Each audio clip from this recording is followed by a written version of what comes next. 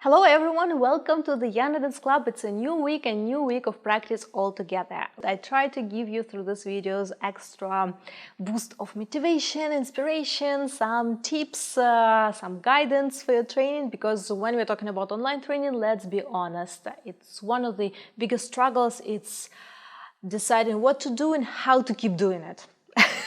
And how keep doing it, it's usually connected to discipline, overcoming sometimes basic laziness, sometimes frustration, like all this stuff. So I really want to help, and Yana Dance Club is crafted for you to help deal with that. Regarding this week, we have a new technique drill 268.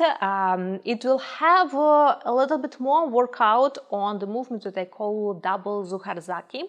It's the one that we have been working on a few weeks ago in some technique drills that is more about muscle control. So you'll have a little bit more drilling because the movement is tricky, and I wanted to repeat it and to clarify and give a little bit more of drilling time to really get it.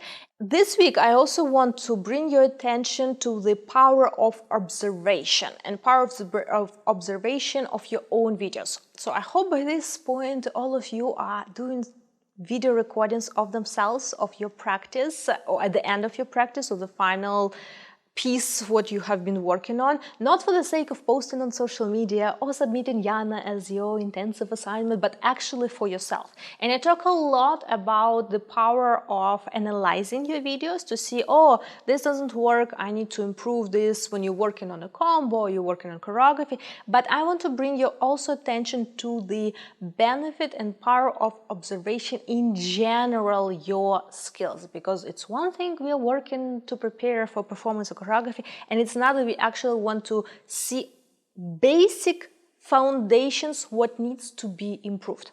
For example, if you don't have strength in your muscles, specifically, let's say in your glutes or in your legs, it is incredibly difficult to do sharp movements, sharp hip accents. You just don't have right now that strength in your body. If you don't have proper strength in your arms, you always will tend to collapse them, and they will be sort of wobbly and weak, looking not nice. Again, because you don't have strength in your arms to keep them in proper positions throughout the dance. If you don't have, you notice like, oh, I can't keep the balance. What it is, it may be posture that you just got used in the habit of standing somewhere weirdly, let's say curving your lower back, or maybe like little twist in your shoulders or legs too far, or maybe it's lack of strength in your ankles that it's difficult to keep releve up. It can be the habit of not finishing the movement. So it's not only skills like strength and, let's say, range of motion, flexibility. And I'm not talking about flexibility as splits and back bends. No, that's tricks. I'm talking about literally tightness of your muscles around your hips that will prevent you from doing bigger Maya or bigger figure eight.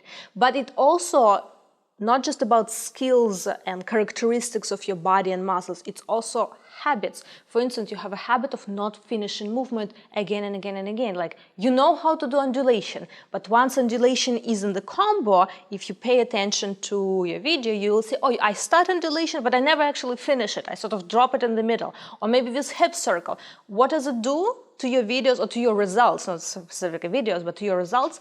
The dance doesn't look polished and professional. And then you will question, oh, why? Because you have habit of not finishing movement. Maybe you have habit of not properly transfer your weight from one leg to another. That will mess up your coordination. That will make it difficult for you to learn sequences again and again and again. And it doesn't matter, is it this combo that you're watching the video or is it any other?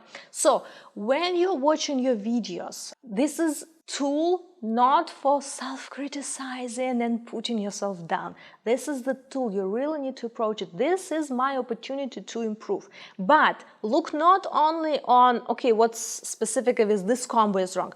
See from week to week, from session to session, from video to video, what is repeating and what is the cause of why can't I turn, or why can't I do arabesque, or why can't I do hip drop? Because it may be underlying foundational skills. But that gives you information. Oh, okay, I need to work on strengthening my arms. I need to pay attention always about coordination and transfer of my weight.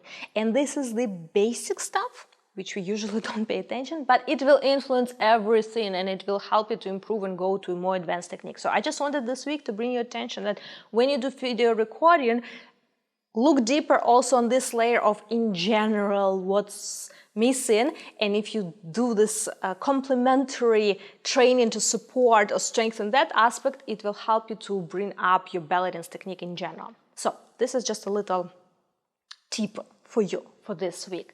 Also this week I'm happy to announce that, of course, for this intensive I prepared a special bonus gift for all participants. And I have been thinking for quite a while, because of thinking like, oh, maybe some jewelry for leg, for feet, it's traveling. But then I realized like we actually working so much also on our hips that I wanted to bring something for hips, something very typical, something that I know all belly dancers will appreciate and like. And I went on to Khan el-Khalili, the famous market here in Cairo, to one of the very cool belly dance shops, and I found you very cute hip scarf that I hope you will like. I like it a lot. I have a weak spot for sparkly stuff like this fabric, and of course the fringes that will emphasize all your hip movements, hip accents. It's also very light.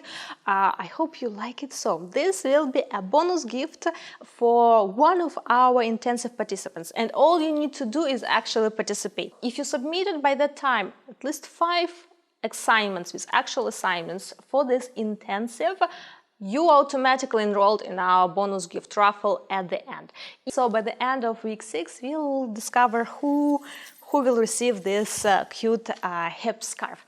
I hope you like the gift. I hope you will enjoy practice of week 5, and I wish you good luck with your training, and I'll see you next week.